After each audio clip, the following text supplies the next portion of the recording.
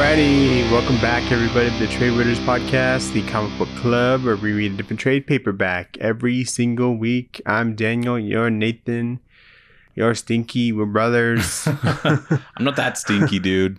We read comics. Yes, we do. And Happy New Year. Happy New Year. Happy New Year. It's the first episode of the year. Let's go. It's my New Year's, what do they call it? Not tradition. Shower. It's my New Year's shower. No, it's my New Year goal. What do they call it? Resolution to shower more and read more comics. I think I read a perfectly good amount of comics for a human, but I know I could always be reading more, you know? Technically, yeah, I think we read a lot more than most people, but I don't read much outside of the show. It feels like not recently. Hopefully, yeah, you've been really slacking on that. I have, but I'm going to pick it up. But technically, should we try and read like one floppy like a day? That's what I'm going to try and do, I think. It's like do like make it like a a challenge. Like a way, yeah, a challenge where we keep each other accountable in a way. Every day of January we read one floppy. We should have 30 floppies for red. Yeah. And I think that'd be pretty good. But not just like January, like we keep going. Yeah, we keep going. But let's check in on January is what I mean. End of January. I'll check in next week. What are you talking about? No. Yeah, because then you'll let it build up and then you'll just try and read 30 issues or something. 30 comics. Well, next week we have a big episode. It's our episode 250. No excuses, Nathan. There's so many excuses I could give. I mean, next week I guess it'd be... Because if you think about it'd be the actual we new year for us. We read at least 52 comics a year that are typically like 5 issues. So that's like 260 issues. Yeah. That's a lot. That's almost one for every day. Yeah, and then we read like 52, which is like 50 issues. Oh my God, dude. That was crazy. So it's really like 300 issues. We almost had one a day. That's pretty good. Good for the mind. But it's not. It's not. No, it's not good enough. That's not getting your need to read pile down, Nathan. I need to read more. Yeah. Yeah. We need to catch up on our books. We need to catch up. But I know that I have more than 365 books that I need to read. It's such a blood-sucking industry, this is. Once you read, you just realize how much you haven't read. You know what I mean? Yeah. Yeah. I love it. Anyway. Happy New Year. Happy New Year. Good stuff. We got different time codes in our description. We got the book, which is Regarding the Matter of Oswald's Body. We got Back Matter Matters and the poll list, but we start with the news. The news.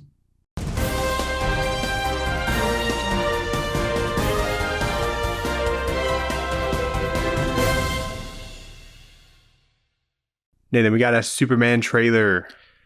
Oh my God, was that this week? That was like Thursday. Holy shit. And then it's now next Thursday. So that is crazy. We got just the teaser last week, and that's what we knew about. Oh, okay. Yeah.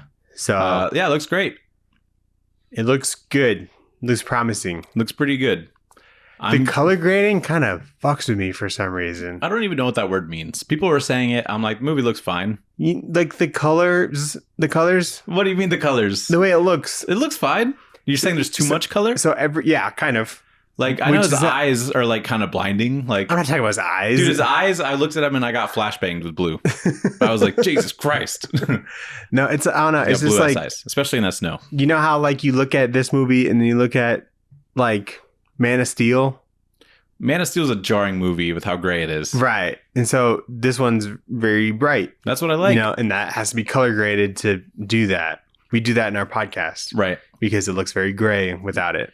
Right. You know, and so the colors pop like so much that it's just a little jarring to me. Oh, I didn't really notice anything. I guess a part of me, I don't know, I thought it was going to be like a little more serious in tone, but it does seem like what it probably should be, like a comic. Seems pretty serious.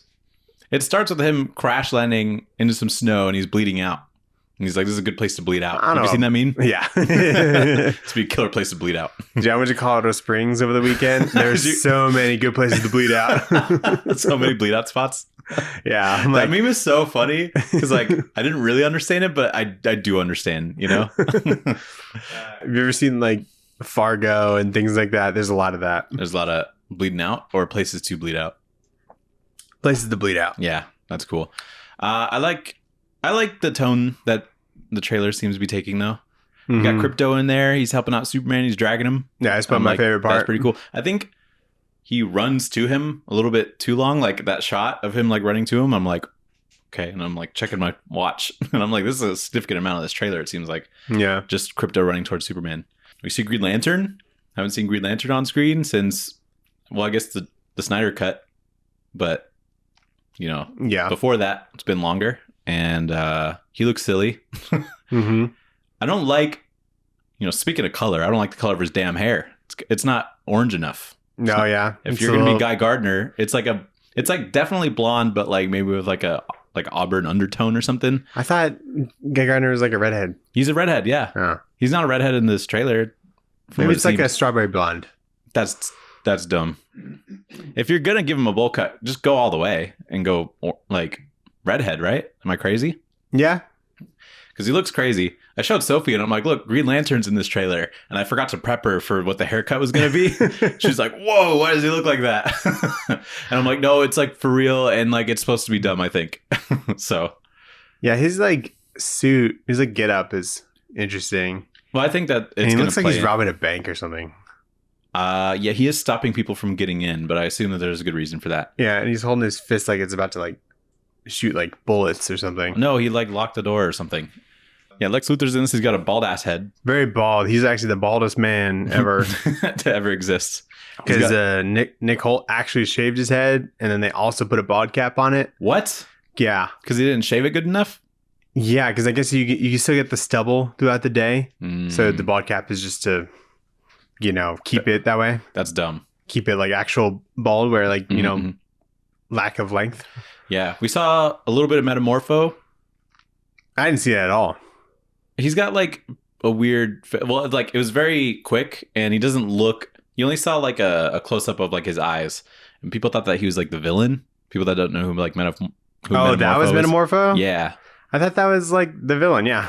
Yeah. People seem to think so. But if you look, you can kind of see his shoulders and parts of it are purple and parts of it are orange. So if you look at it again, you should see it. But that's kind of an interesting design. Mr. Terrific looks pretty cool. Yeah. I'm pretty optimistic about it, to be honest. Oh, it is. Okay. He looks cool then. Yeah. Because I was like, is this like fucking Brainiac or some shit? Yeah, I don't think we really... Do we know who the villain's supposed to be other than like Lex Luthor, I guess? Or if they're... Because there's like a big dragon. Like, where does that come from? It's not Lex Luthor. So... Or like some sort of kaiju. Yeah. But yeah, I guess pretty cool. It's just Lex, I guess. I'm excited. Good stuff. Nathan, you like The Mummy? Not really comic news, I guess, but... I like the original ones. Well, it's coming back in 2026. The Brendan Fraser one? I don't know. Is it going to be a comic? It's a movie. Oh, new movie. There was a comic I brought up last week, but it's going to be directed by Lee Cronin. Who's that guy? He directed Evil Dead Rise. Oh, good one. Good one. So is it going to be scary? Probably scary, yeah. Yeah, I like scary mummy. That's good. Scary Mummy's a good thing. Very cool. And then Jared Leto. He's cast as Skeletor in Masters of the Universe. Interesting. Yeah. We can't escape him. Is it? He keeps coming back. Is that going to be like a live action thing? Yeah. Is he going to have a skull face? Yeah. Is he going to method act it and rip his skin off his face? He should. Oh, interesting. If he does that, mad respect, because that's method acting right there. Yeah. I bet it'll be some sort of like... I don't think he's voicing a CGI thing. Maybe it'll be like a prosthetic thing. Maybe. And then maybe they'll CGI the eyes out. Oh, that'd be kind of interesting. That's the only way I could see it working. I figured it'd just be like a big CG model. Or maybe they CG his face because the rest of the body's like normal, I guess. Are we going to read a Masters of the Universe comic then? Absolutely, dude. I don't even know what that is. I'm so fucking excited for that. The most I know about Masters of the Universe is Skeletor memes. Yeah. Like, ha ha ha. Yeah. Yeah, that's one of them. Okay, cool. Who do we know who else is in that movie? There's like a kid who's was cast as He-Man, but like I don't think we know anything else about it. Okay, got it. Daniel, Jonathan Hickman's going to do a Marvel event called Imperial in the summer of 2025. We don't really know much about it yet. Sounds like Star Wars. He's doing Star Wars? He's doing Star Wars, maybe. Marvel meets Star Wars. That would be insane. But I mean, it says... It would be actually bananas. I would be like, oh my God, they're doing it. Like, I don't know. There's no universe that's a good thing, I feel like, right? It'd be funny to see him try it. It would be funny. If there's one man to make it really confusing and how it happens. Like, think about how many crossovers there are that had no right of existing, you know? Archie Punisher, Transformers, My Little Pony, Punisher Eminem. Yeah, just like why isn't Star Wars crossed over with anything? That's a good point. But yeah, like Planet of the Apes or something. The only tagline is the end of the beginning. And then it also, there's a second tagline that says nature abhors a vacuum. So I don't even know what that means. That's some Jonathan Hickman words. So could be interesting, but there's not much really known about it. Maybe it's like a villain that likes to clean and has a vacuum. Keeps vacuuming inside of everybody's homes. Yeah, nature hates it. Yeah. Nathan, Matthew Rosenberg. Yep. Got a new book. It's called We're Taking Everyone Down With Us. Yes, another long name. Yeah. I love a long name book. Coming out in March. It's a 6-issue series coming from Image. Who's he doing it with? I don't know. We don't know? Look it up. I didn't know his name, so I didn't write it down. We have a long comic name month. Regarding the matter of Oswald's body as would be one of them. Yeah, it would be. Because it's okay, so like a sentence title, you know? Landini? I don't know who that is. Exactly. Okay, cool. So that's cool. I like his books. I will check it out. Nice. Nathan, Chainsaw Man, the movie is coming out. Anime movie. That's yeah. Cool. They've had what, 2 seasons? 1. They haven't had a second season yet? Nope. Wow. It's called the Reze Arc. Okay. Coming this year. Have you read the Reze Arc? Yeah. How is it? I don't know. I think it's good. Okay. How far did you get into Chainsaw Man? Like 150 chapters, something like that. Damn, that's a lot. 180 maybe. It's like I haven't read it in a couple years, maybe. Mm-hmm. Maybe a year. How many issues is that in comics if you were to translate it? It's probably like 50 or 60. Like 60 or 80. Okay. That's a lot. It's still like quite a bit of like content, but I was like chugging through it. You know? I was like obsessed with it. I remember that arc. Yeah. So anime people, they really get hooked on like arcs and stuff. Yeah. And I guess they just like kind of categorize a lot of sections of chapters. And I didn't know any of those. I just kind of read the thing and then that was it. And so I don't know what this is. I imagine it's just the next thing after where the first season left off. Right. Anime is weird. Like they'll just have movies, but it's going to be in continuity. Right. Like you watch a certain amount of episodes and then the movie. Yeah. You know, so that's what I don't like that. Because that's what threw me off of Demon Slayer. Yeah, Demon Slayer is a lot of that. I never saw the movie, and there's like 4 of those movies now, I feel like. So I guess it's just like a choice when it comes to like how well I guess if we can make money off of it, you know, go for it. Like I doubt they would do this if Chainsaw Man wasn't like super popular. Right. Yeah. So, no. Interesting. So pretty cool. Very cool. What else you got? That's it, Nathan. Daniel, did you hear about the DC Harley Quinn comic that's coming out? Is this a joke or something? You're like setting up as if it's a joke. You haven't heard this? No. Oh my God, this is a real thing. Hold on. Why didn't you write it down? It came up on my For You page. I haven't really been on Holy TikTok. Shit. Okay. This is not a joke. It is real. I confirmed it. Uh-huh. There is a solicitation for DC for a Harley Quinn fart comic that is coming out. And on the comic, there's going to be a scratch and sniff sticker that is a part of it. And let me look up the... The scent? What do you mean? Well, let me just look it up because... Is it called Harley Quinn the fart comic? It's literally called Harley Quinn like fart comic or something. Hold on. This is very real, very jarring. It's called Harley Quinn Fartacular Silent But Deadly, and butt spelled like butt. Written by Joanne Starer and illustrated by Ted Brandt and Rose Stein. It's set to release March 26, 2026. 2026? That's got to be a typo. 2025. And this is the cover for it. Pretty insane. Wow. And people are freaking out because it's like, what the hell is this? And I think it's just a one shot, I want to say. Looks like it. Yeah, March 26, 2025. Mm-hmm. Interesting. Isn't that strange? It will be a scratch and sniff? Yeah.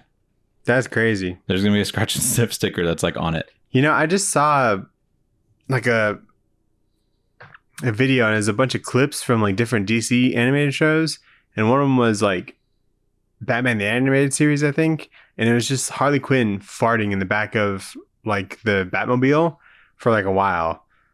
And then like from the animated series? Yeah. No way. And then like Batman's like not rolling down the window, and like Nightwing's like dying. What the hell? And it was just strange. I'm like, I didn't know that was like a thing that she did. Yeah. Are you gonna buy it?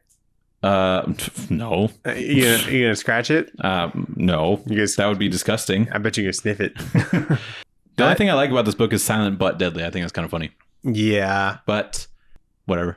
I think the weirdest part is definitely all of it, I guess. But I just think, like, how do they think that this is gonna go? You know, or like who's like this Probably is a good really idea? well. Yeah, I mean, it gets them like a lot of attention because, dude, I saw some TikToks that had like almost a million likes. It was in like 900K of like somebody making fun of it. So I was like, you know what, game is game. Yeah, so it'll probably sell really well. Yeah, that's crazy. What have we come to? Yeah, it's crazy that like an artist and a writer are like putting their name on that. Yeah. You know? Yeah, I know. And it's like, yeah, I did the Harley Quinn fart comic. Yeah, so, you know, pretty big deal. So maybe I could do like Daredevil next. It sold like 10 million copies. Yeah, I wonder if it'll break like, you know, a top 10 of any of like the week or something, you know? What if it like sells more than like Absolute Batman? That would be so funny. I'm only okay with this existing if it outsells Absolute Batman #1. This is what we gotta do, Nathan, to keep comics alive. We gotta steep really low. Yeah. Or stoop really low. Do the craziest, cringiest shit. Actually. All right. Let's talk about the book that we read this week, Daniel. So you got me for Christmas regarding the matter of Oswald's body. Yes, I did. By Christopher Cantwell, Luca. Hold on. Castellanguida. And there's also some art or colored by Giada Marquisio and lettered by Ann World Design. What did you think of this book? It was interesting. Yeah. Come from Boom Studios. I meant to look at like GFK, like conspiracy I saw theory one. videos. You did? Yeah. Okay.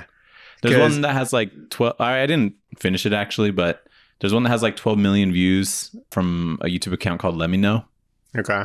And that's like one of the popular like video essay ones because he like makes his own 3D graphics and stuff. So visualizing what happened is pretty good about that, but there wasn't a whole lot of conspiracy necessarily. He was just like stating the facts. So I was like, that's kind of what I wanted, I think. Yeah. I mean, it's kind of interesting because there's a lot of witness accounts that just really don't line up with each other.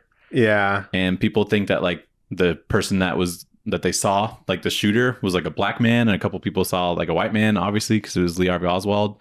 And people were like thinking that it came from like a different building or from like a grassy area because of how like a bullet echo kind of works, and you think it comes from like a different area. So it was like stating all of those facts and like how he got out and stuff like that. So for that reason, I think it's kind of interesting. But I was kind of apparently there is some conspiracy about his actual body, which is where this book kind of stems from. Yeah, so that they actually did that. So in this book, they dig up Lee Harvey Oswald's body in like the 80s to confirm that it's his body in there. And they're like, yep. And and this book's kind of playing with, you know, how we got to that point, essentially, and if it wasn't actually him. But for a book being about Lee Harvey Oswald, he's in it not that much. Yeah, I mean, there had to be like a build up to it, which I think I appreciated. Which that part is cool, but I feel like I feel like they maybe didn't want to go into like playing with like a whole lot of the facts, and we're just like, you know, how did we get here? Because we don't really know a lot about, you know, who was a part of it and why they did it, and so it was just kind of like. So I don't even know if this is like a popular theory. What happens in this, but I like that they kind of like stick with that rather than trying to like shove all of it into there to make it be like even more confusing or anything. And I thought it was pretty convincing as far as the order of events.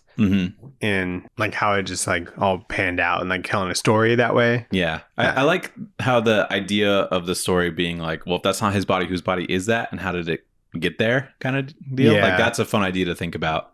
And seeing it come to life with like this ragtag team of people that are just kind of like losers. Right. It's a pretty fun idea. So I think it's a good idea for a comic. Yeah. Yeah. Pretty interesting overall. I feel like there should be more, not more story, but like more like conspiracy theory kind of comics, you know, that are kind of playing on like what people think happened. Yeah. Sort of, yeah. And like kind of almost giving a narrative to it. Yeah. It'd have to be like some like more fun ones, I guess, because there's definitely some conspiracies that are like 9/11 conspiracies, and it's like, well, maybe we shouldn't touch that. Yeah. You know, but like I would read a flat Earth comic or something like that. You know, Yeah. like astronaut goes to space, sees it's a flat Earth or something, or like I know that there's Department of Truth, but I think more focused on like particular conspiracy theories is a pretty fun genre to think about. Yeah. Are you a fan of Christopher Cantwell? I haven't really read much from him, but I know his name. Yeah. And he's same. like in stuff. And I think he was a producer for... Oh, yeah, he does a lot of movies and stuff. Yeah, I think he did Paper Girls. He was like an executive producer for the Paper Girls show. So I know that was that. And he did like an Iron Man. Did we read his Iron Man? Was that him? I don't know. It might have... I think that might have been him. But yeah, I don't really read much from him that I can really tell off the top of my head. But let's look it up. He did the Star Wars Obi-Wan book. He did Briar. He did the Footloose remake. Wait, what? He did some Star Trek comics. He did that new Mask comic. Remember that in like 2020? Oh. The reboot. And then some book called She Could Fly. Oh, The United States of Captain America came out not so long ago. He did that. Not a whole lot of stuff that I've read. Oh, is he doing Plastic Man No More? Oh, yeah. It is him. Oh, dude, I fuck with this guy. Dude, that book's so good. Nice. That's the only thing I can think of then. Dude, he did the Gold Goblin. Oh, dude, we have to do Gold back Goblin. Down. Yeah, back down. Back down a tier writer. I don't know if there's ever like a book I would like actually refuse to do. But Gold Goblin's That's pretty close. We have to do Gold Goblin at some point. The people are saying You got to cash out like a birthday one on that. Okay. Because I'm not picking that. Fair enough. All right, so let's get into this regarding the matter of Oswald's body. Good long name. So it's October 1981. This is after, everything after the shooting of JFK. And it's in Fort Worth, Texas. And the people are digging up Lee Harvey Oswald's body because there are claims that they buried a body double instead of Lee Harvey Oswald. And Lee Harvey Oswald is supposed to still be out there somewhere. So they're digging up his grave. Then it jumps back to 1963, pre-JFK assassination. And there's a man named Shep who tries robbing a bank, but he only gets $81.19. Then is later recruited by a mysterious man named Frank for some mysterious job. Do you know how much $81 converts to today?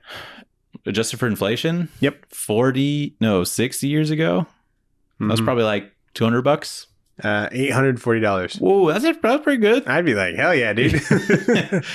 There's a funny, like, this is a funny scene because the old lady that's being robbed, like, at this bank is just totally unbothered by everything. And she's like, do you want the 19 cents too? Yeah. And he's like, yeah. And he picks up the money off the ground. So I'm like, damn, times are tough. Mm-hmm. But 800 is not bad. I'll get you some. It's a good day. I'll get you some groceries for a couple months. But the rest of the issue just shows Frank recruiting 3 more people to this sort of team that he's putting together. One is named Buck, who's a failed musician, but good at hot wiring cars. Another is a guy named Wainwright, who kind of grew up rich, and he's a really good shooter. And the last is Yellow Rose, who's a civil rights activist that is bailed out of jail by Frank, who knows that she can pretty professionally forge documents. And all this is like pretty typical like montage recruiting people stuff, but there's a scene where Frank and Rose, the like civil rights activist lady, they're like on a drive, and Rose calls Frank's bluff, saying that like he's ridden buses in the South or whatever, so he's like on her side, and then follows up with, you know what, you got me, I was lying about that, but I do love King's Message. I'm a big Martin Luther King fan. Yeah. And I'm like, that's not the thing to say right after you get called out on being like on her side or whatever. Like, no, I love Dr. Martin Luther King Jr. That's like being like, I voted for Obama, you know? Or it's like, I have a black friend. Like, this is not helping her case. And then so Frank brings the 4 recruited people to a spot. He calls them the October 55th group and tasks them with finding a man that looks exactly like Lee Harvey Oswald. And then shows them a picture of Lee Harvey Oswald. And I like this artist. I think he gives like some pretty good... He looks pretty Phil Hester for a bit in parts of this, which I think is kind of cool. And the design of these characters, you know, we see them in silhouette a couple times. And you can kind of see which one is which. So I think that's pretty good. But then this like picture of Lee Harvey Oswald, I'm like, that's definitely him. So yeah, I like his interpretation of him. Then we get to issue 2. Back in 1981, the coroner or whoever examines the dead body, and he's looking at Oswald's body, but there's like a lot of tells that will show that it's like not actually his body that one of the narrating characters is thinking about. Apparently the body doubles like a different height than the person that they're examining. He's got different scars, obviously different dental records. So if they were really looking, they'd probably be able to figure it out.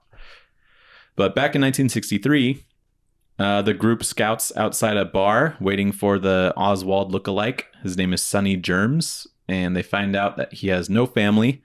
So they bring the option back to Frank, the leader of the whole group. And he's like, yep, it's a pretty good lookalike. And he tells the group to kidnap him for an even bigger payday.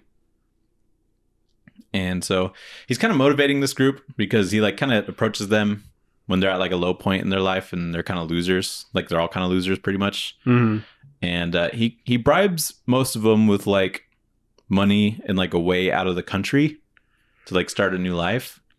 But one of these dudes is like really rich already, and he just kind of got denied a job, and that's what makes him a loser, I guess. But I don't think money would really motivate him necessarily. Yeah, I said something about getting like a job with the FBI in like Mexico City or something. And it's like that's the golden ticket. Yeah. You want a Mexico City job. You know, you're in Texas right now and you want to go to Mexico City. I like the lingo in this. I think it's kind of funny just like how different it is. Like there was a confrontation with the fancy dude and like another guy at the bar about like something that's on the jukebox. Mm-hmm. And then what's his name? Which one? The fancy cowboy guy? Hat? No, the other guy. Wainwright. He like pulls out a gun and then people are like, oh shit, he's got a street cannon. I just thought that was funny. Yeah, and then some dude at the bar calls him an opie looking skunk. Ooh. And I'm like, that's pretty good. Like this burned, dude. I don't even know how to respond to that. Yeah, I gotta add that to the vocab. Yeah, there's like a fun little bar fight in there, and Wainwright just pulls out a gun on somebody. I'm like, damn, okay, chill out. So the group is outside the lookalike's house and is ready to kidnap Sonny. Sonny shows up with a shotgun, and then he gets hit with the door of the car, and he's knocked out with chloroform by Buck. So they're just kind of like sitting outside of his house in the car, and they're like, all right, are we ready? Are we ready to do this? You got the chloroform or whatever? And it's like they're in view enough of Buck or of Sonny, I guess, to be noticed. Mm-hmm. But Buck really clutches up here because he just kind of hits him with the door and knocks the shotgun out of his hands. So Sonny definitely should have kept some distance if you're going to walk up to a group of people in a car. Yeah. There's this one panel of yellow rose where like there's like a shadow on her, like her upper lip, and it kind of looks like a mustache. Oh my God, I didn't even notice that. Yeah. Schwartz shave. I was like, is she wearing like a disguise? Are they going in? Oh my God. Yeah, and this panel kind of looks like she has sideburns. Yeah, the really dark contour. Yeah, that's crazy. So they knock out Sonny. They bring him to a safe house. Shep, who's like this guy with a cowboy hat, is part of the team.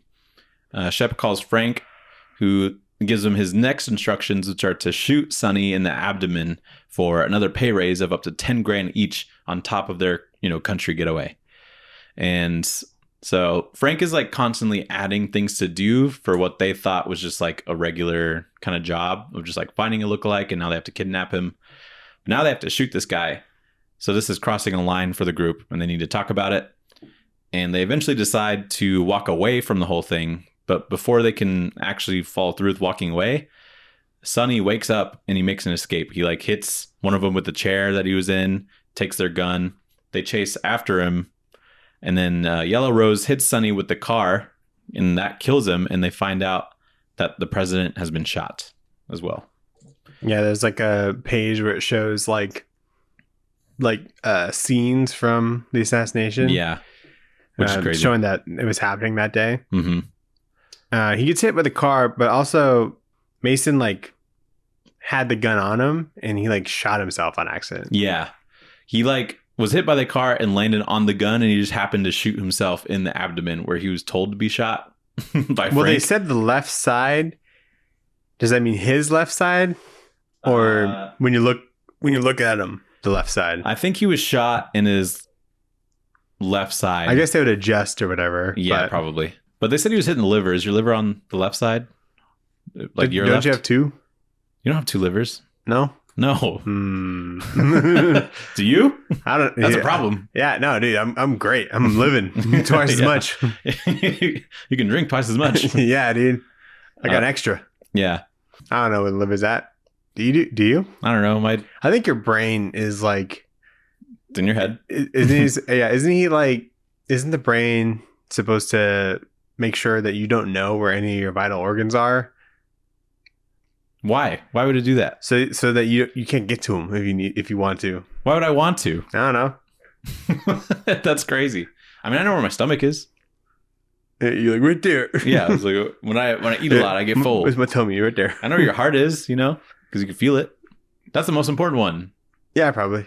I don't think that what you're saying is crazy. I've heard that somewhere. You just don't need to know where everything is. You know what I mean? It's a thing. It's not a thing. So a couple things on this. One, if you're gonna tie somebody up, tie them to the chair, because they only tied his wrists together, and then his had tape on his mouth. I guess they did tie him to the chair. No, they didn't. They just tied his arms together. So he was if he wakes up, he's able to walk around and pick stuff up, which he does, and then he gets the gun. So I don't know. If I was doing this for the first time, I'm tie him to something where he can't leave. Yeah. There's also mention of curtain rods. There's when he's calling Frank to be we got the guy. We see Lee Harvey Oswald, and there's another dude that's part of this. He's here's your curtain rod, sir. And I guess that was something that Lee Harvey Oswald went to go get specifically before he did the shooting. And I don't know why, but that was a big thing about witness accounts or people that worked with Lee Harvey Oswald at the bookstore that he was at. They know he went shopping for curtain rods? They know that he brought curtain rods to work for some reason. He worked at the building that he shot JFK from, and that day he had curtain rods for some reason. You think he used it as an extended barrel? I don't know. I didn't finish the video. I guess we'll never know. I guess we'll never know. But yeah, this is one of the big things, I guess. I don't know what he used them for. So issue 3. So issue 3, they have Sonny's body in a big ice chest that's big enough to fit a body, I guess. So he's iced, and they're now putting together that the man who's arrested for the shooting of the president is the body double that they were kind of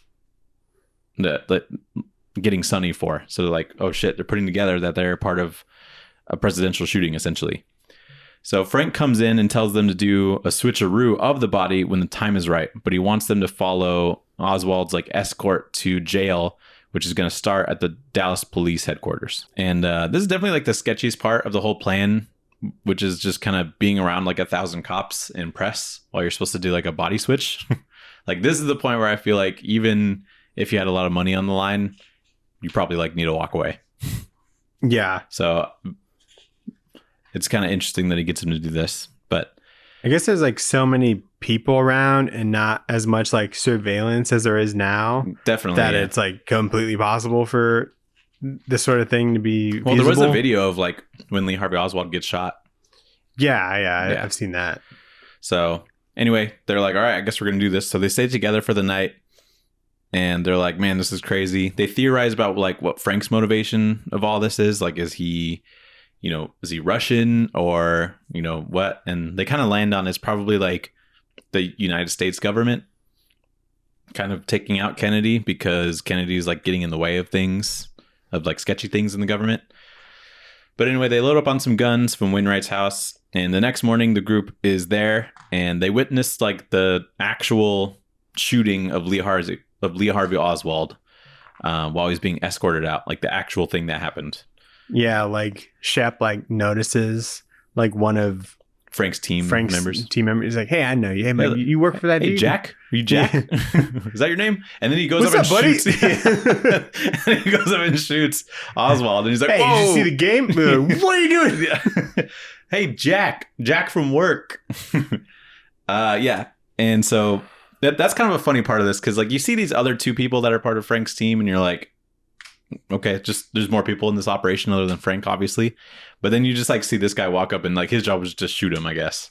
Yeah, it's weird because like I get maybe that the America is really frazzled and angry at this man, you know, but a lot of things would have came out in like a trial, you know, that would kind of clear up this whole thing. Oh, for sure. And So the fact that he actually did get shot, like the next day or whatever, I think leads kind of a lot of conspiracy around it, because not everything is really defined. Yeah. And people's memory historically is like pretty terrible about like the actual event, and they remember things differently, and they don't even get questioned until like weeks later sometimes. I think like I heard something about like the footage for because like there was no like news cameras, I guess, or maybe there were news cameras there, but none of it was like of the car driving. Yeah. None of it was like released until like months later or something. Wow. Like no one really saw it. No one had TikTok live. Yeah. And a lot of the stuff that I found was there's like specific people who like recorded it and just had their own camcorders, I guess. Mm-hmm. And so it's all like public stuff. Yeah, that's wild. You know? It is kind of crazy. Like there were people that saw a sniper set up in the building, but they just kind of figured it was like president, security, like security people like trying to protect the president. And so there's like a guy who I guess saw the thing, was questioned about like what the guy looked like and stuff, and he's like, I have memories, or I have dreams about it, like pretty often, about what would have happened if I just told somebody, you know. Yeah. So pretty crazy shit. And then yeah, it's kind of interesting seeing like this double page spread, which is like a pretty well documented thing. I want to watch the video again and see if there is like a dude with like a cowboy hat in the background, and I'm like, maybe there isn't. you don't think so? No. It'd be kind of crazy if he like just took a still from that video and he was like, these are my 4 characters right here. That'd like, be funny. Because that double page spread, like I feel like the picture is just the left side. Yeah. Because and then he just like extends it and he's like, we'll put our 4 characters video, over it's here. like he's coming down a hall or something. Yeah. Like he's coming in from outside. Mm-hmm. And so like, yeah, I don't think those people were there. Because Yeah. these are such like caricatured people. True. They are pretty designed characters. So. Yeah. But either way, it's like, it's pretty cool to see a famously documented event put in a context of like a heist comic. It's kind of a fun idea. Yeah. This is always something that I wanted to like kind of learn more about, I guess, or just kind of brush up on. Mm-hmm. But like, it's like, what do you like look at and where do you start? And like, what do you like trust, you know, because it was so long ago. Mm-hmm. It's like just kind of opinions at this point. Yeah, pretty much. So Oswald's just been shot. The cops are kind of taking him to the nearest hospital. The gang follows with the Sonny body double for Oswald. They sneak into the hospital with the help of another member of Frank's team who they recognize, and he is a cop, like for real. And so the cop kind of helps them get access to Oswald's body. The group switches the body. They take Oswald's body into the truck and they drive off. So they put him into the ice chest that they had Sonny's body, switch him out. But on the way back to the safe house that they're going to next, Lee Harvey Oswald gets out of the ice chest, revealing that he is still alive, which is a pretty cool moment. So I don't know how they did, I guess this part of it. They didn't ever reveal if he's like wearing, you know. Well, his shirt's clean. His shirt's pretty clean. He doesn't have any blood on it. It doesn't look like there's a hole. Bulletproof sweater, Nathan. I guess it must have been, bulletproof sweater.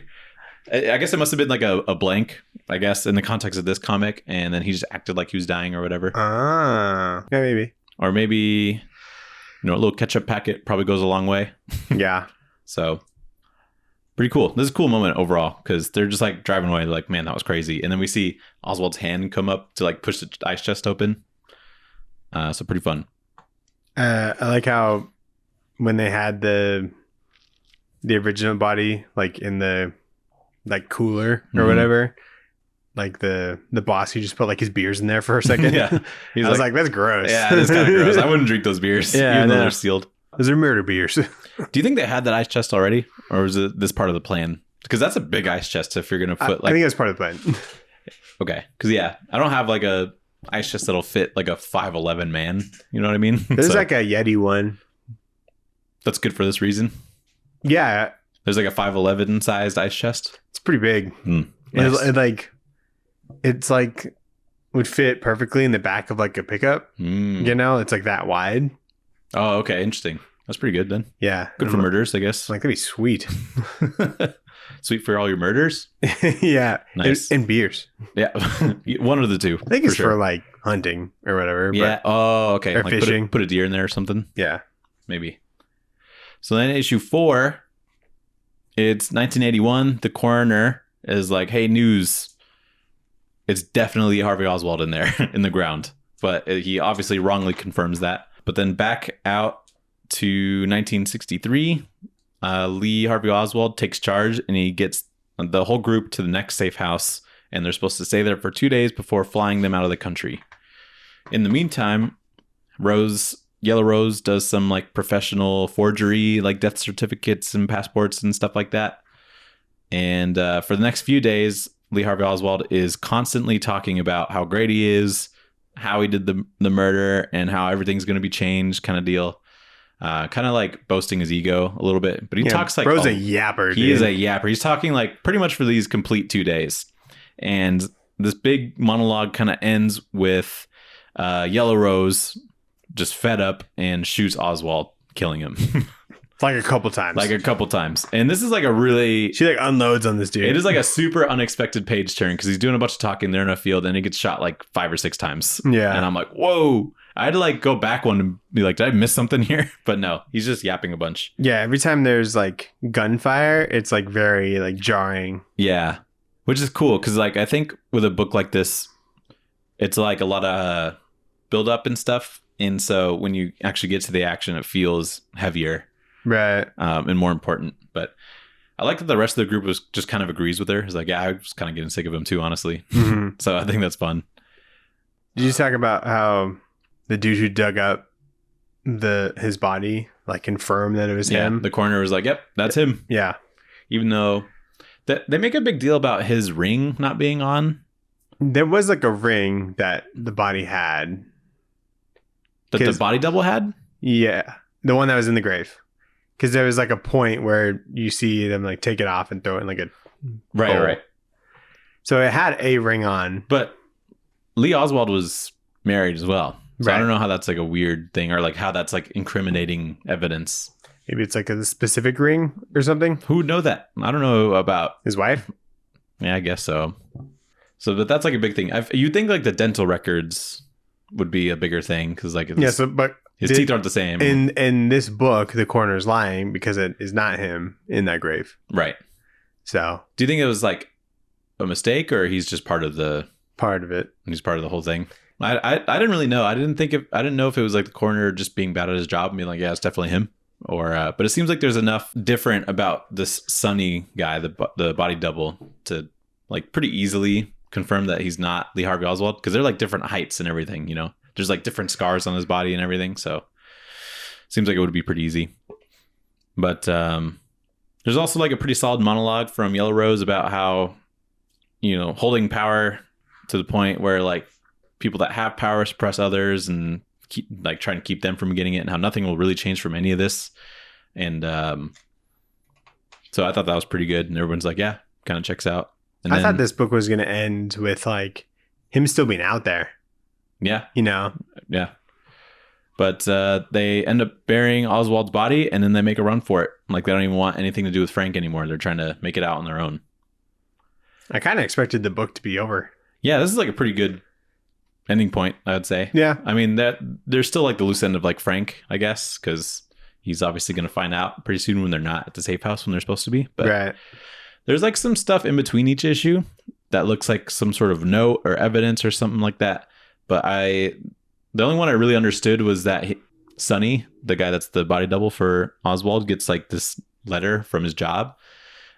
And it's like a termination notice because they're like, you haven't shown up to work. Yeah. So you're fired now. And I'm like, oh. This man is dead. Yeah, It's funny he works at a cold storage place.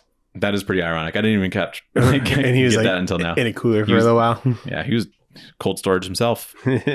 So issue 5, the whole group, knowing that Frank will go after them eventually, they decide to make a stand at an abandoned church in Terlingua, Texas. Near the border. Shep calls Frank to tell him where they are, and then Rose also calls the FBI to give a tip on where Frank is going to be. And she's like, I got a lot of information on this guy. Trust me, you're going to want to, check it out. It'll make your career. And so they kind of wait at this church for Frank. And I really like this double page spread of them just kind of like waiting for the final standoff. And it's just them looking at the sunset. Mm-hmm. And I'm like, that's pretty cool. Pretty good shot. So then that night, the FBI agent goes to their location and they're like, are you Yellow Rose or Yellow Brick Road? Whatever name Code name she gave. Yeah, code name. And then a little twist, Daniel. Frank gets out with the FBI guy and reveals that the FBI was part of the whole thing. And so he reveals that he was going to kill Oswald anyway, but needed him to believe that he was going to get away by involving the 4 of them to be a part of the plan. So they're kind of like talking a little bit, and then Buck shoots the FBI guy, and Frank gets grazed with a shot from Wainwright, who's like at an elevated position with a sniper. But Frank pulls an unbelievable shot and shoots him in the eye, like through the scope of the sniper, while he's like, like down towards the police car. Pretty cool. Which is pretty cool. But one, with a shot like that, Frank should have been the shooter because that's a killer shot. Like what he does to Wainwright. Mm-hmm. But also, I think it makes more sense if Wainwright was the guy to shoot the FBI dude and then Buck was the guy up top, because Wainwright was like kind of shown to be this like really good shooter, like in the beginning of the book. Yeah. And when he needs to just hit one shot for a guy that's like not even aware of, what he's doing, he misses. So like Wainwright was supposed to be this cool shot, and when he needs to clutch, he just fucks it up. So I'm like, Buck was like kind of rattled. Like he was not the guy to go up and like provide cover. Yeah. Because he was just like a little shook about what was going on. Mm-hmm. So. But no, the rich dude was supposed to be the cool shooter guy. Right. So I was like, that sucks he missed. But then Buck is killed by the policeman that's also there. Rose and Shep make a run for it while Frank chases after them. Shep stays back and lets Rose escape while Frank and Shep have a shootout where presumably they both die, and then Rose escapes. And that brings us to 1981, where Rose has kind of been monitoring the whole digging up of Lee Harvey Oswald's body. And she's like, well, they didn't know that it was a body double, so she leaves the ring on Oswald's grave and leaves. But then, as she's leaving, we see Frank at the cemetery and picks up the ring and has finally found his loose end. And then the book ends. So Frank's still alive. He's still kind of making his way after Yellow Rose this whole time. And that's the end of the book. So let's get into Back Matter Matters. Back Matter Matters. Why do you think she put the ring on his grave? She didn't want it anymore. I guess. It's probably like a big, deal for... Yeah, just putting that chapter to a close kind of thing. She's like symbolism, like I'm leaving all this behind kind of deal. Yeah. But it's also like kind of... You wouldn't want your ring back? Giving up that she's not like going to try and pursue proving what happened or whatever. Because that's really the only... No, because she's a part of it. She had to stand on. She just wanted to like do one good thing, I guess. Because like a part of it's like they all kind of recognize they're bad people, but bad people can do good things sometimes. Is what they're trying to say, but also... Yeah. I guess their plan was to like give everything up to the FBI. Yeah, and like... But then they... expose what happened. But then if the FBI is like, the reason why any of this happened, then you can't really do that. So you just have to kind of be on the run, I guess. Right. But anyway, we got some killer covers from crazy artists. We got Ryan Sook on a cover. Stuff. Jacob Phillips doing one. He would be cool in this book too. Charlie Adlard. I feel like if you're gonna do some sort of crime book, you got to get a cover from him. He's great. Wasn't he like the Walking Dead dude? Oh, who am I thinking of for the Bullets or Stray Bullets? Who's that guy? Stray Bullets. Oh. Because, yeah, you're right. Charlie Adlard is the Walking Dead guy. I don't know. Give me the first letter. Oh, D. Last name starts with an L. David Lapham. Yep. David Lapham. That's who I was mixed up. Ooh, Martin Morazzo. Christian Ward does it cover. Ice Cream Man. Oh, yeah. Ice Cream Man dude. Jorge Fornes as well. Yeah, this is dynamite. And Julian Totino Tedesco does a killer cover. I missed that dude. He hasn't been doing covers lately. I don't know what he's been up to. And then, honestly, I think the coolest cover is this last one. I don't know who EM Gist is, but I think that's a pretty fun cover. Maybe it's Gist. Gist. Could be Gist as well. Yeah. And then we get some creator bios. So pretty good. What would you rate this book, Daniel? It kind of reminded me of school. Because there's dates and history and stuff. Yeah. So it's one of those cookies you get at school in the cafeteria, but the snickerdoodle. Ooh, snickerdoodle cookie at school? Yeah, I think that's the move. Dude, I've been thinking about snickerdoodles lately. I haven't had one recently. Yeah, it's pretty good. I think like there's a lot of talking. It's kind of hard to read for me at the end of the day. Yeah. I definitely like chipped at bed. this for a while. Yeah. So in that sense, it like doesn't flow necessarily as well as like some other books that I prefer reading, I guess. Yeah. But the idea of it, I think, is pretty fresh, I would say. So I give this like it's from Texas. What do they have in Texas? Barbecue? Yeah, barbecue. What's like an okay barbecue thing, you know? I'll give this like a Sloppy Joe's maybe. Is that barbecue? I think so. I think it's considered barbecue. Yeah, I guess so. I give it Sloppy Joe's because like I'm eating it, but I'm not really capturing all the references necessarily, so it's getting all over the place. You know what I mean? Some things are falling off the sides. Some things are falling off the sides. I don't even know. It's getting on my shirt. I'm like, fuck. You're not consuming it, yeah. No, yeah, I'm not consuming all of it necessarily. That's hilarious. Okay. So, yeah, pretty good. If there's more conspiracy comics out there, I'd be interested in reading them because I like when it's framed like this. For sure. So, yeah. Let's get into the poll list. Colin. Shove in your box. The poll list. What did you shove in your box? Did you go yet, Nathan? Nope. Okay, I'll probably go tomorrow. If you want me to pick up some stuff for you. Only if there's like a New Gods #1. I'd be interested in getting that. But, okay. What about Justice League Unlimited #2? I'm definitely going to be picking that up at some point. Okay, do you want me to pick it up for you? Yeah, if it's there. All right. How about Time Slide #1? No. The Cable and Bishop buddy cop story? If you read it, I'll read #1 from you and then decide if I want to keep going, but I'm not there necessarily. You know? Okay. What about Metamorpho #1? The Element Man. Oh.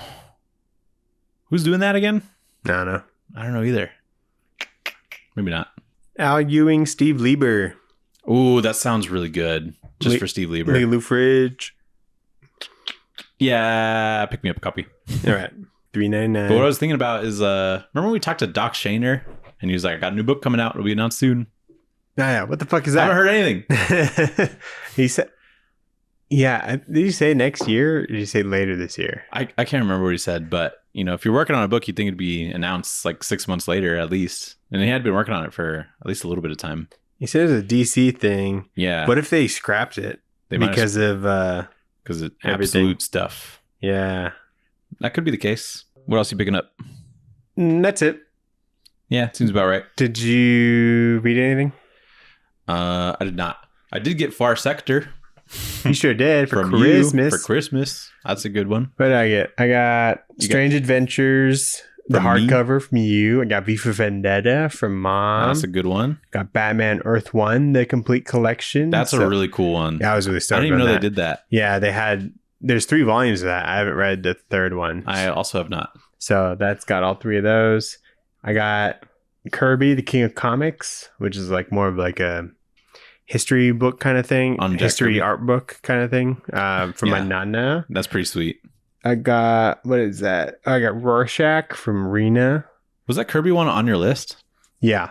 Oh, it was. Because I think we read something and it had a lot of Jack Kirby influence in it. Mm. And I was like, why don't they have like a art book of Jack Kirby? And that was one that I found. So Cool. yeah. And then I got iZombie Compendium You did? from Roxanne. Oh. Yeah, she's I my missed that Secret one. Santa. Oh, cool. Oh, I got Hellboy the Crooked Man from you. Because you are collecting the last Hellboy movie anytime you find it. Yeah. And so I was like, oh, I'll start this new collection. But we haven't seen that movie yet. So we got to. I also got the I Hate Fairyland Compendium from Tucker. Oh, yeah, that's a good one too. But it's over there. Yeah. You pretty much only had comics on your list. So Yeah, it was pretty sick. yeah. It's a good haul.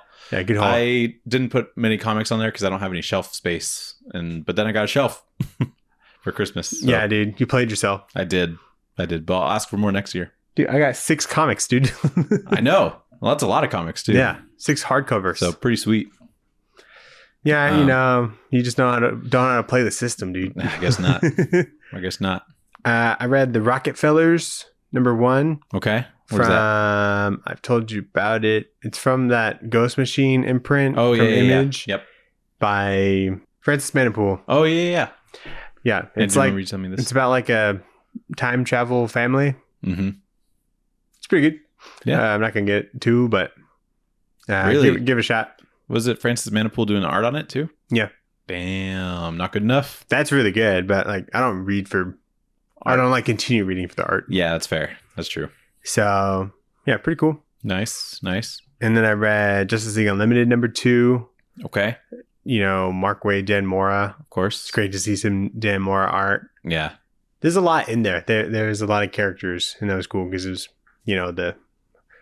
what the new Justice League is, Mm-hmm. Do they balance all the characters pretty well, or? Yeah. They're just all like going on different missions all at the same time and stuff like that. Yeah, I think Wade's always been pretty good at that, like balancing a lot of characters. Yeah, it didn't seem like too much. It was all people you knew, so nothing that confusing. Right. You see the cliffhanger, I'm like, okay. And I got really got to prioritize stuff I Wanna be really reading. like. Yeah. So, Yeah, definitely. like the only thing that might have like kept me going would have been like whatever the cliffhanger was. And then I saw a cliffhanger. I'm like, okay. Yeah. Well, big 2 books. It's hard to keep every cliffhanger pretty interesting. Yeah, but it is good work. I know it's a good comic. Yeah. But it's just not for me at the Definitely. time. Did you watch anything, Nathan? I watched Carry On. Oh, nice. The Netflix movie you told me about. Yeah, dude. You told me about it, and I was like, the movie does look good. And so I was wrapping presents and was Did you like, notice the babies? let's watch. Wait, what?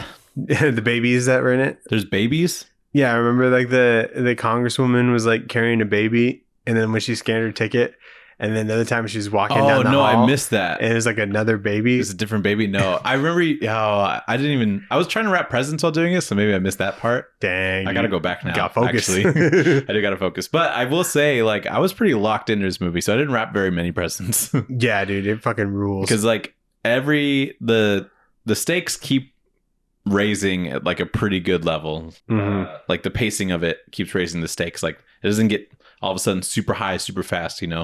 At first it's just like, oh, we're gonna kill your girlfriend, and it's like, oh, we're gonna kill actually a bunch of people on this plane. So like that's pretty crazy too. And then it like keeps going up, and it's very like it's very well organized, I would say. So yeah, it's really well thought out. nothing really seems like, oh, that this is like a stupid character necessarily. Mhm. Like everything, all the motivations from people are pretty believable. I thought the girlfriend was kind of boring. Her voice never raised. Like she was always talking very calm, and it was kind of weird to me. And you wanted her to be more mad. Yeah, I'm like yell. Well, you're in an airport. You're There's like Latina. I know there's you yell. there's hundreds of people. So it's like to get super angry in the middle of an I airport. guess I don't know. Maybe she's not that great of an actress or something. But I do like the part where she's getting angry at Taron Egerton, and then there's the red dot that's like on her forehead, yeah, and then Taron Egerton just like backs up slowly. Hope. It's like that part in like New Girl where was his name Jake? Yeah. No. Jake? What's Jake Johnson's character? Nick. Nick. Nick does like the moonwalk thing and he like gets away. That's what that scene reminded me of, because like they were in the middle of a heated conversation kind of, and then he just like backs up and then like walks away and she's like, wow, you're backing up right now. And I was like, that's so funny. I'm like, don't walk back, you'll walk into somebody. Yeah, I know. Yeah. Trip. The guy that played Shades in Luke Cage is in this. Yeah. Playing just the same character, kind of feels like. Yeah. He's also in The Penguin, same guy, pretty much. Oh, yeah, the therapist. The therapist dude. Some people think he's supposed to be Scarecrow. I don't think so. I didn't really get that, but I think he's good in this. He looks fucking crazy in this movie. Yeah. And then there's like a fight scene that happens like on the freeway, like inside of a car. That's pretty wild. And like the camera work is like all rotating around the car and shit as they're fighting. And I thought that was pretty cool. But overall, movie's like really, really fun and entertaining. So yeah, that was good. I think I just like heist things. Love a heist. Like, especially if it's like done well, it's like top tier movie. You know what I mean? Have you seen Ocean's 11? Yeah. Good movie. Really good movie. There's like Baby Driver. Have you seen American Animals? No. You might like that. That was like a small movie that came out like 2020 or 2019. It's got like Evan, whoever was like Dahmer. Oh, what is that dude's name? Wow, he's so famous. Is he? I think so, right? It's Evan, isn't it? Evan Peters. Evan Peters, yeah. Yeah, Evan Peters is in that. It's like... What is it called? American Animals. Animals. That sounds cool. Yeah, it's like a heist that's like out of like a college. Wow. Yeah. What are they stealing? Books? There's something from the library and it's like some like historical government document or something. And they steal that. And Can't you just check it out? You can like, if you have like the right credentials, you can go in and look at it if you want. Oh. And you can like scan in or whatever. Okay. But for some reason, it's just super entertaining. Speaking of heist movie, National Treasure. Yeah. Heist movie in a library, National Treasure. It's a good one. Ooh, other heist movie, National Treasure 2. National Treasure 2. Also a good one. How can I forget? Yeah. Yeah. Those are all just super fun. So when they're like... You see Logan Lucky? No. Heist movie, good heist movie. That is a heist movie? I think so. That's pretty cool. I like that. A good one. Or like Baby Driver. It's a good one too. Oh, yeah. Killer. Of course. Yeah, killer. Of course. So that was fun. I also watched hit Christmas movie Red One. Oh, no. How is that? It's not great. No. Is it good? No. Is it okay? Yes. Okay. It's not like horrible. Dude, like Roxanne and Lynn and like Brian and Alyssa like all like that movie. Like Alyssa, I watched it twice. Listen, there's parts of it that are funny. But like I think they are trying to be funny. It's hard to tell though. Like there's a part. Let's go with yeah. I get like they're trying to be funny. Yeah. I think so. Like I could definitely tell it's like the kind of movie that's not trying to take itself too seriously. So at least I could tell that they like know that. But there's like one of the Rock's powers is that he can like shrink himself down, like only like a little bit though, like to half of his size, enough to like run under somebody's legs and then grow back to regular size and like uppercut them. And it's like he does that so often. Like that's like his main move. And so when he's fighting like Abominable Snowman or just like regular dudes, he's just like shrinking down to like half his size and like he like runs really fast when he does it. And so I guess like that kind of corniness is kind of funny, but most of the jokes that are in it like don't necessarily land with me. There's a Krampus in this though, and he looks pretty cool. Oh yeah, I saw that. Yeah, he's played by the guy that is in Game of Thrones, and he's the Viking dude with the redhead Viking dude. Yeah, Wolfsbane. Is that his name? Yeah. Yeah, he's in this. He's pretty good. J.K. Simmons also pretty good in this, but he's barely in it. And there's a plot hole that I remember happening. What's the plot hole? So like the plan was for the evil person who's like a witch to steal the naughty list and then put all the naughty people into snow globes. That's essentially what they were trying to do. And Chris Evans was on the naughty list. He's a tier 4 naughty lister. I guess there's different tiers.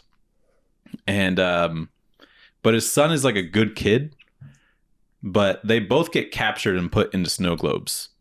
And then when Chris Evans just says that he's sorry to his son for being an absent father, they both get out of the snow globes because they're not on the naughty list anymore. And one, I'm like, why is the kid in there? They made a point. Even like The Rock was like, you got a good kid there, you know? And was then the kid on the good list? he was on the good list, and then he like got into a fight at school or something, so now he's on the naughty list. I'm like, that seems a little extreme. You know, he had a good track record all year, and like Christmas Eve, you're going to put him on the naughty list? It's a little fucked up. But then when Chris Evans says that he's sorry for being an absent father, they both get out of the snow globe. And it's like, the kid didn't do anything. If he was on the naughty list, he didn't do anything. You know? Yeah, he doesn't. Chris Evans just said that he was sorry, and then they fucking broke the snow globes. And I'm like, is that a huge like fault in this whole villain plan? Like, if the kids just say they're sorry, are they going to get out of the snow globes? Yeah. So I'm like, this is dumb. Things I did like: the abominable snowmen. If you just take off their carrot nose, they just melt, and I think it's kind of funny. Nick Kroll's in this, and he like really goes for it. There's a part where he like gets possessed, and he's like, the witch is like talking through Nick Kroll, but it's just like, oh, perfect. But it's just like Nick Kroll like acting like he's possessed and talking, and I'm like, this is the guy for this. Yeah. So voices, that's your man. Yeah, and he's like making weird faces and like twitching and stuff. So that was fine. But overall, would not watch again. Oh, actually, one part that did make me laugh is J.K. Simmons does like a bunch of push-ups and shit, like right before he's ready to go out for hell yeah, for Christmas. Me too. And I was like, that's pretty funny. He's like talking to The Rock. He's like, I burn like 4 billion calories when I do this, so I got to like make sure I'm tip-top shape and eat all my cookies. And I'm like, that's good lore. I never thought about why he eats all the cookies or where it goes, but like he's obviously burning a lot of calories, so he needs the fuel. Yeah, he's got to fuel up. So that's what I liked about it. But surely just delivering shit to each person's house does not need to be fueled by like hundreds of calories of cookies at each house. He moves pretty fast, dude. At one point, he's jumping between rooftops, and he just does like a random backflip in there, and I thought that was funny because he's supposed to be like cool, high action Santa, and he's like, I don't know, but yeah, watch that. It's fine. I think it's a bit of a stretch to say like, oh my god, the movie's great, So I don't agree with our family members that said that, but it's not as bad as I thought it was going to be. Yeah, I also watched a okay movie. What'd you watch? I watched The Crow, Nathan. Oh, 2024 is The Crow. People hated that, I think. With Bill Skarsgård. Is he Nosferatu? Yes. Wow, big year for him. Big year. He had Boy Kills World. He had The Crow. Now Nosferatu. Big emo year for him. Yeah. Pretty hardcore. Yeah. How was it? How did it... Was it like the comic? The only thing that was like the comic is that they had like that white horse imagery in it. Oh, interesting. And I was like, oh, that's cool. Yeah. I'm like, why are people mad at this? But they changed like virtually everything. That's probably why people hated it. Yeah. So they meet.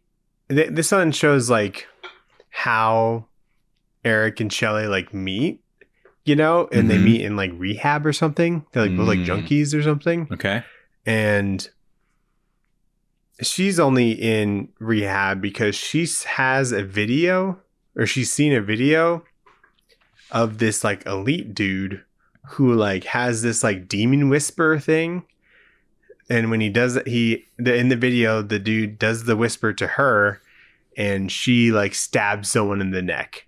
Whoa. Because that's what like it just makes them really violent or whatever. Huh. The whisper, after you hear the whisper thing. Okay. Does she now have the whisper? No. Oh, okay. And so it's just like a temporary thing. And so that dude, he does the whisper thing so that because the people that are killed go to hell, and he gets like youth or something from it. It's very supernatural. Yeah, very supernatural. It takes 40 minutes for Bill Skarsgård to become the Crow. Okay. It took a minute. It was a kind of a drag. It's like a 2-hour movie. So yeah, it's like a big percentage of that movie. Right. And this one, with like the more special effects, like he's got like the Wolverine healing, which is kind of cool. Okay. And what happens is like when he dies, like they're both killed because of what they know or what she knows. And he just happened to be there. Okay.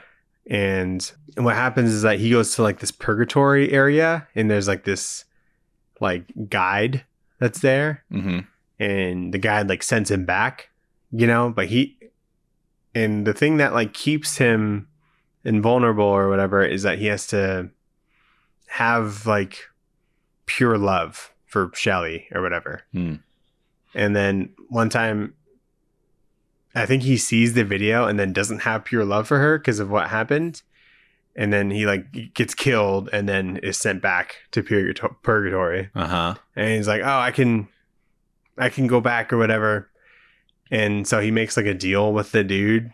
Is like, if I can kill the elite dude, then it'll bring like Shelly back up to life. Okay. Which is like the deal, and what's what happens. He's got like a sword in this. Cool. I'm like, that's kind of a cool addition.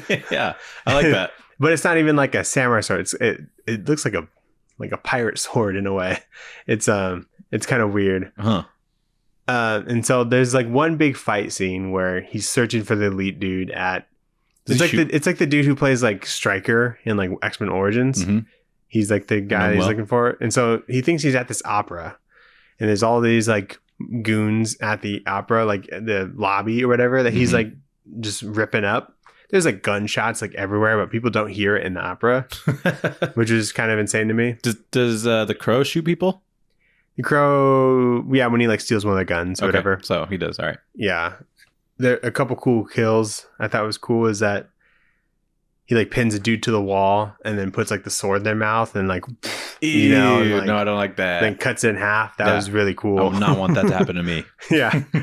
And then after like a very bloody battle, he gets like stabbed in the back with his own sword. And then he's like on the ground, like fighting a dude. And then he grabs his head and like pushes it. Hit the sword like through his head. Cool. With his chest. Nice. I'm like, oh, you just made him kiss you. So that was fun. And so that was kind of like the best part, the big fight scene or whatever. Yeah. But no, and then the final scene's like very uneventful because the elite dude doesn't really do anything. He tries to whisper on him, but that doesn't work. Or something. What? I like barely remember like what happened. That's really. crazy. And then I think he does it out the window or something or kills him. And somehow because he killed the dude, Shelly was able to come back and they meet in purgatory. They have like one last like hug or whatever. And then she goes back and then he's dead. So they swapped who's dead?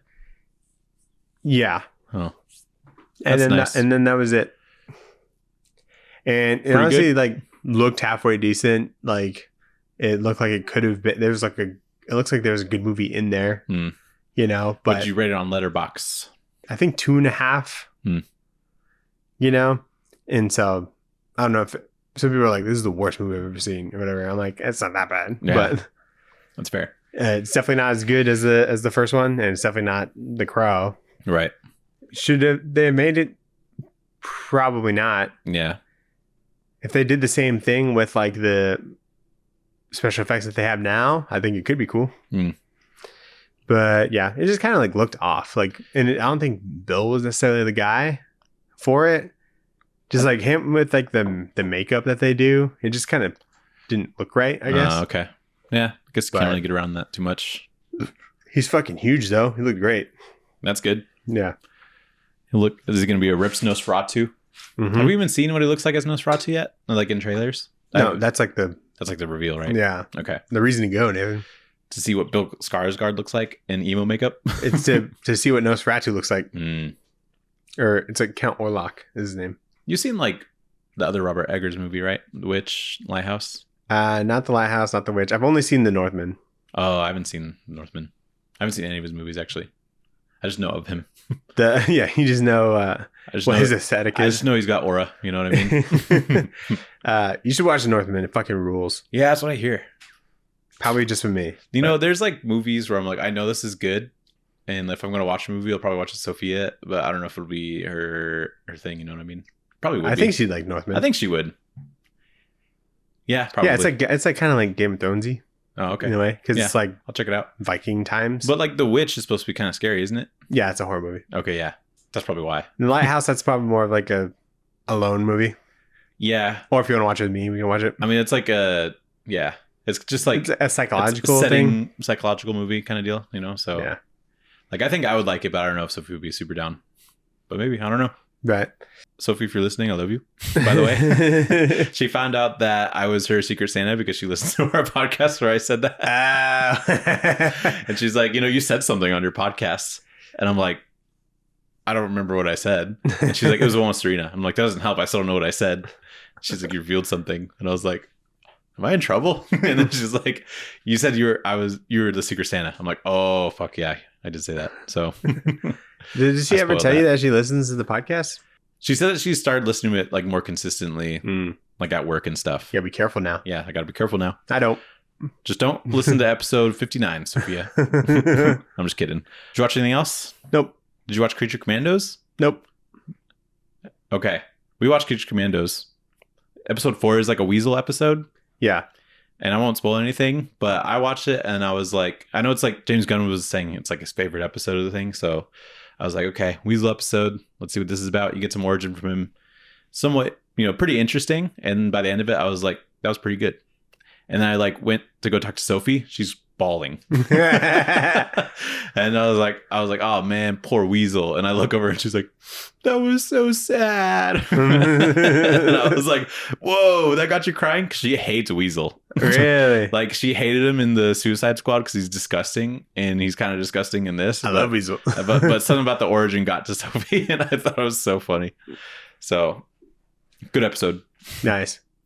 I like that show. I think it's pretty good. I also watched some more Secret Level episodes, but I'm not through it yet. So, good show. Yeah. You should check it out. At least the Pac-Man one. Actually, can we watch the Pac-Man one after this? It's only like 15 minutes. Sure. I think it's just crazy, but... Okay. Nathan. What?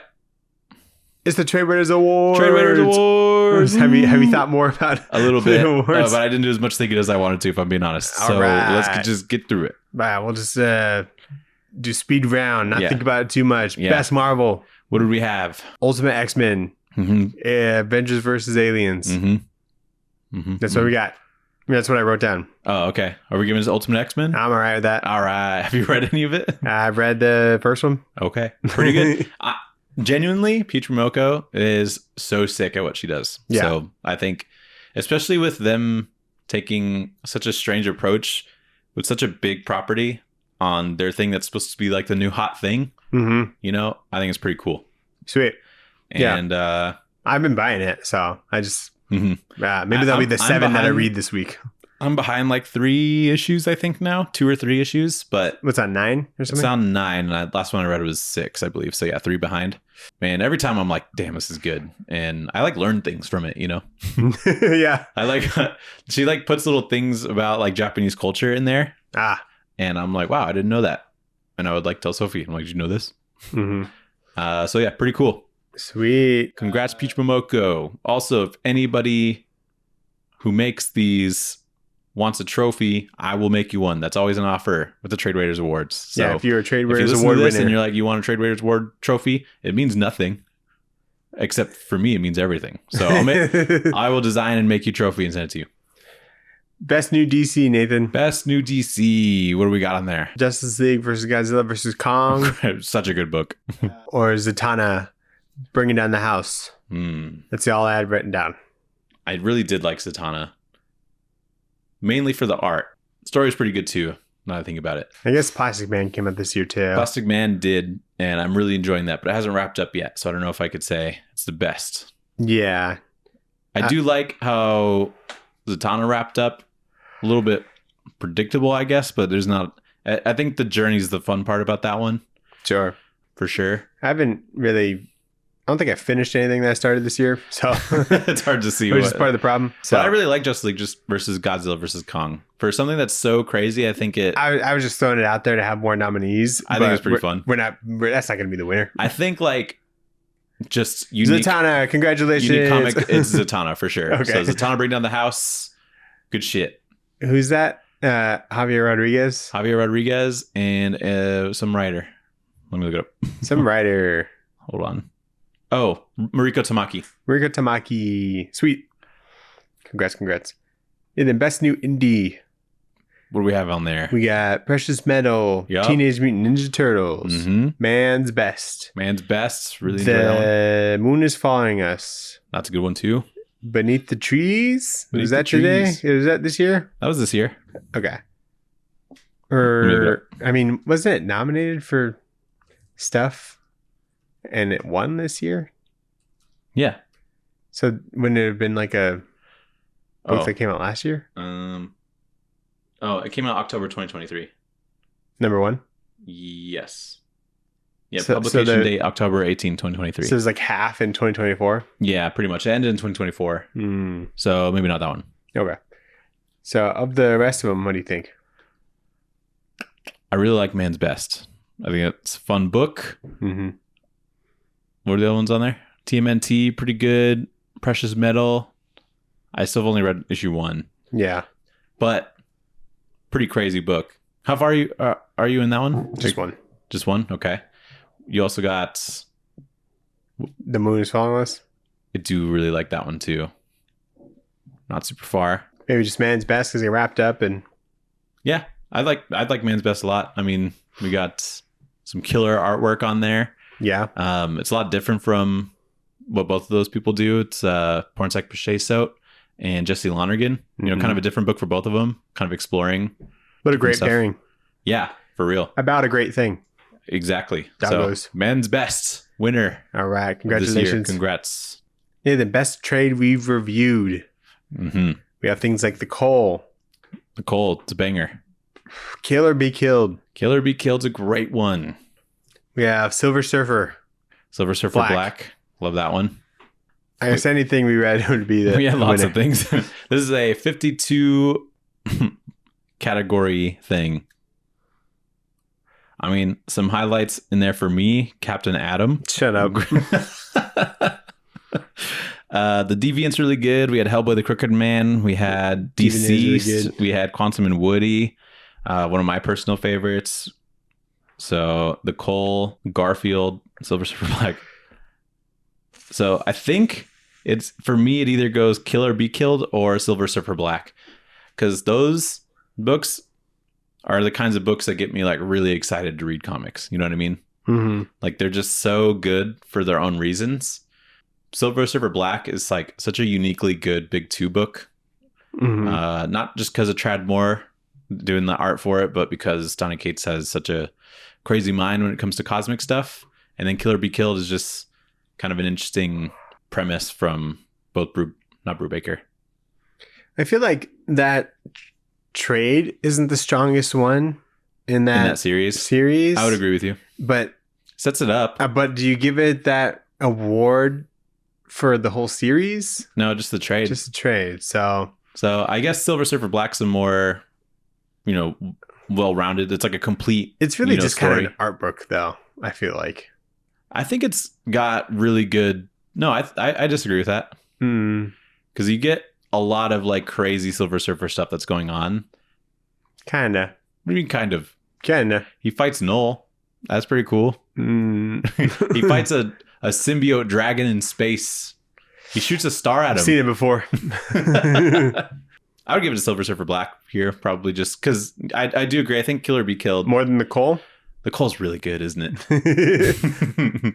It didn't win the award, so maybe we should give it an award. Yeah. Silver Surfer Black won plenty. For I'm the pretty sure. snub. For the snub. Honestly, biggest snub of the year. What, I would say what book so. won over that? I can't even remember. Should tell you something. Not me. We give it to the Cole. Alrighty. Insane artwork in that as well, by the way. Insane. And that's not just an art book.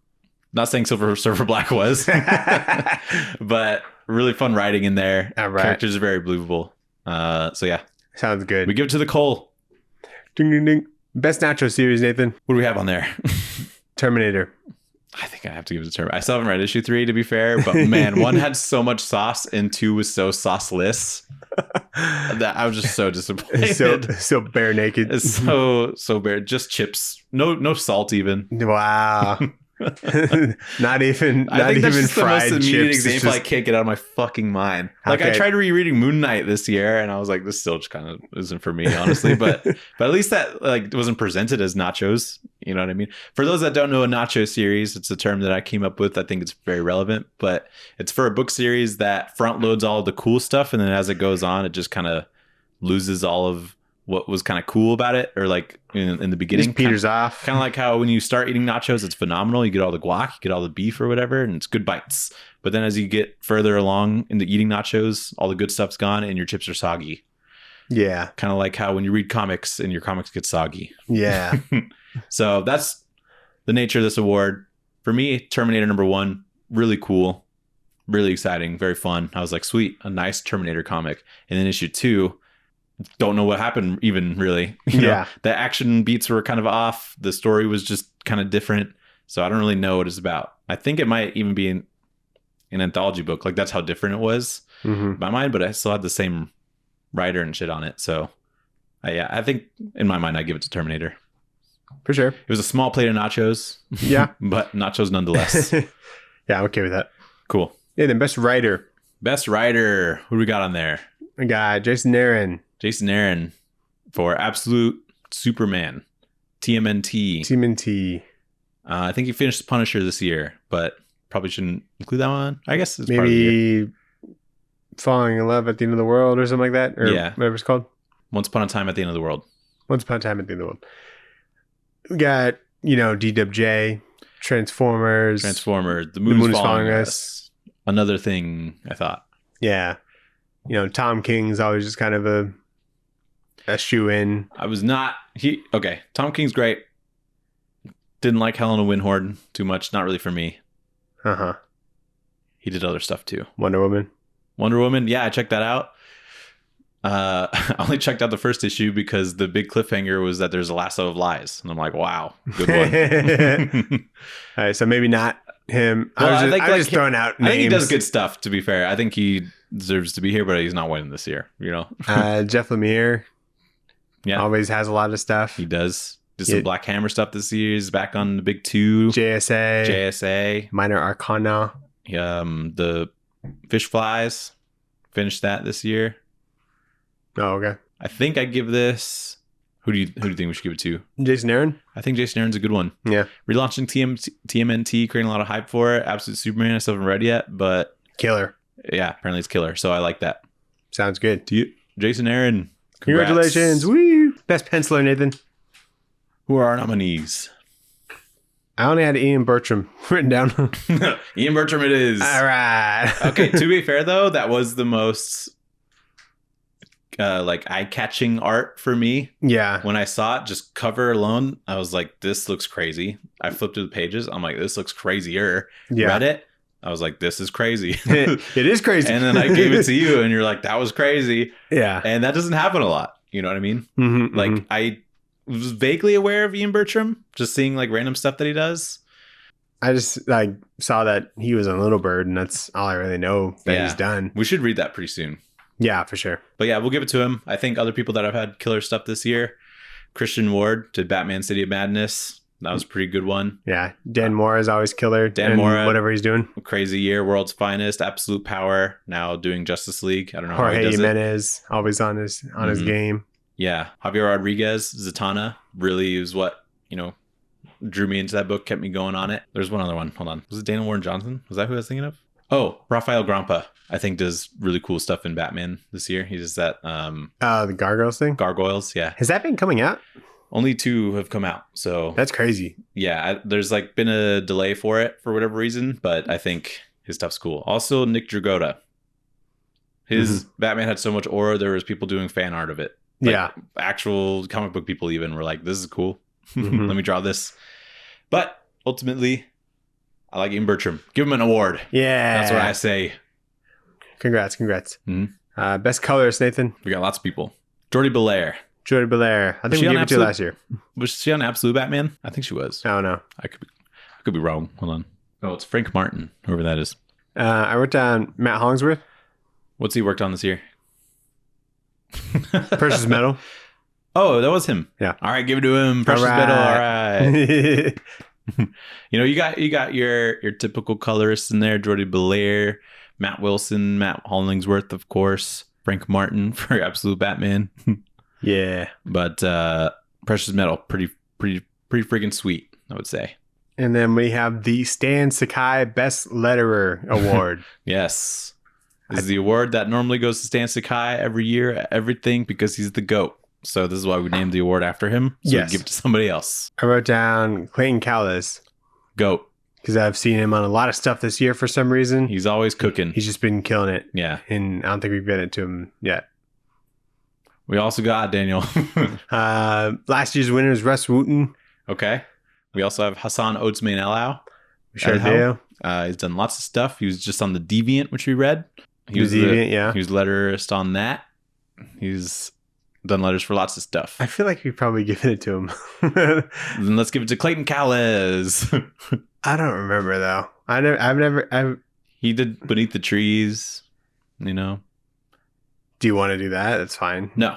Give it to Clayton. Okay. That guy has enough awards.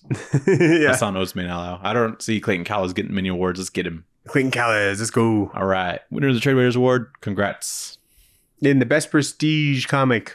Yeah, we had a couple this year. Distillery's coming out with shit. Is that all this year? Yeah, basically. Yeah. So we had Gone by Jock, something I've read the first issue of. Mm-hmm. We had The Missionary, a newer one. Ryan Stegman. Howard. Jason Howard. Thank you. We had, I think one of them won an Eisner this year as well. We had Batman City of Madness by Christian Ward. There was like the earth beneath her feet. There's Spectrograph. Oh yeah, Spectrograph. The White Time Boat. Waits. The White Boat. That's the Scott Snyder one. Yeah. I haven't read it. The White Boat. I think it's called The White Boat, isn't it? Do you want to read you think The White Boat should get it? I'm just saying that's a book that came out that was prestige. It's probably good. Which ones have you read this year? The Missionary. The Missionary? I'm not going to give it that one, honestly. All right, let's do it. Because it's just a fun idea. It's a great book. For how typical the idea, I think, is, the way that they do it, I think, is really fun. And the action's crazy. So, yeah, we'll give it to that. Hell yeah. And it starts with a blowjob, Daniel. we all know every book that starts with a blowjob, pretty good. Is a winner. Yeah, it's a winner in my mind. Congratulations, Ryan Stegman, Jason Howard. Yeah, the biggest back matter award. Yes. I think it went to Whatever Happened in the Cape Crusader, because that was only like 2 issues. And then the rest was back matter. It was like half of the book was back matter. And that was still like a trade. Certainly statistically, or like ratio wise of like book to back matter ratio. Yeah. That's definitely the biggest one. So there were like little like anthology stories in the back and stuff like that. I think there was more anthology story than regular story in there. Yeah. It was a weird trade. It was strange. But yeah, let's go to that one. Congratulations. Congrats. Hey, then best comic by someone who doesn't make comics. I love this award. Who do we have on there again? I don't know if I've read a lot of them, but there's Kid Cudi. Oh yeah, Moonman. Josh Gad. Yep. The writer. Keanu Reeves. Tom Hardy. Tom Hardy did that one recently. Yeah. Keanu Reeves did a sequel to Berserker. His name's on the book. Don't know how much he's on it. Always does his thing. Patton Oswalt, yeah. Barfly. Minor Threats. Yeah. 2 just came out. They're doing a spin-off, I guess. Yeah, he's newer. And then David Dashmalchian. Yeah. Yeah, he had Knights and Samurai, and then he had Creature Commandos. I think Patton Oswalt's definitely the way to go. 100%. He's the most comics feeling dude, yeah, out of all these celebrities. I think he gets it. Well, I think he's always been like a reader, but I think he's been writing comics for a while as well. Yeah. Also, we met him this year. Pretty cool guy. Yeah, that doesn't influence sway us. Yeah, we don't get influenced by that kind of thing. He would have won anyway. Facts. Barfly, sick ass book. Okay. Sick ass book. We also met the artist. That doesn't influence. That wasn't the artist. No, we met the artist at Comic-Con. Oh, the Barfly artist. Yes. Yeah, Barfly artist. Okay. Yeah, congrats, Patton Oswalt. What's his name? Not Ryan Brown. It is Ryan Brown, isn't it? Ryan Brown. Yeah, Ryan Brown. Yeah, he's super nice. Doesn't influence our decision. Yeah. Again. But yeah, I think he's super chill guy. Yeah, I'm glad he's doing it. Yeah. So pretty cool. You know, he's the fucking in The Secret Life of Pets 2. He like replaced Louis C.K. Oh, did he? I think Yeah. I knew that. That movie auto-played after something I've watched this week, and I was like, is that Patton Oswalt? And it totally is. Yeah. I'm like, how strange. Yeah. What else we got? It's funny that we mentioned Patton Oswalt on the Oswald's Body episode. Oh, dude, that's right. We're not trying to kill you. That does it for the Trade Raiders Awards. All right. Do you think there should be more awards? Only if they're funny awards that actually are relevant, you know? Okay. Horniest book. Dude. The Harley Quinn fart comic might win next year. Okay. So thanks for listening, everybody. Thanks for watching. Who got snubbed at the Trade Raiders Awards this year? Yeah, let us know. Let us know. What details did we miss about Lee Harvey Oswald's body conspiracy? What other awards should we have? Yeah. Email on at traderspod@gmail.com. We got our link tree in our bio. You can like, comment, subscribe, and stuff like that. Oh, shit. What do we read next week? No, Best Long Name Award. Longest name award. But just the name. All right, I'll keep it there. But the coolest long name, you know what I mean? A long name is like over what? 4 words? Sentence? 5 words? Yeah, it could be a sentence on its own. Best long name award. Parentheses. Winner based off name solely. What do you think it was last year? What's the furthest place from here? Yeah, I think that started then, right? What's the first place in here is pretty good. I think Regarding the Matter of Oswald's Body is one of them. Yeah, it's up there. The last year. Was Once Upon a Time at the End of the World? That started last year. Okay. That's a good one. The Nice House on the Lake. It didn't start last year. Nice House by the Sea. Nice House by the Sea starts next year. That's not that long, it feels like. There's whatever book we said on the news today that's coming out in March. Oh, yeah. That could be next year. Yeah, it could be a next year winner. We're taking everyone down with us. Yeah. Or a couple years ago would have been Something is Killing the Children. Mm-hmm. Good name. So keep that in mind. Tune in for next year. First week of January. What are we gonna read next week? Nathan, what are we gonna read next week? I forgot to do that. Oh, it's our big episode, Daniel. Episode 250. Quarter thou. And we're going to read something we should have read within the first 10 episodes. I don't know about 10, but... You think... Okay, I think look up top 10 comics all time. Batman The Dark Knight Rises is on there. That's not it. DKR, right? DKR. Oh, just Dark Knight Rises? Dark Knight Returns, sorry. Whatever, you know what I mean. You're like watching a Christopher Nolan movie. I'm like, yeah, pretty good comic. I read the comic adaptation of the Christopher Nolan movie. Yeah. Yeah, I mean, definitely earlier than 250. We should be reading this shit. But yeah. It's pretty long. It's like 200. I think most of our Frank Miller reads have been only 200 pages. 50 intervals. Is it really? Yeah. It's a long book, though. It's like 4 issues, though. It's a long book, though. They're like 50-page issues. Or 50, yeah. A lot of words on each page. A lot of words, a lot of panels. When it's just the news, are you shitting me? It's man. Dude, I don't even listen to the news this much. You started on it?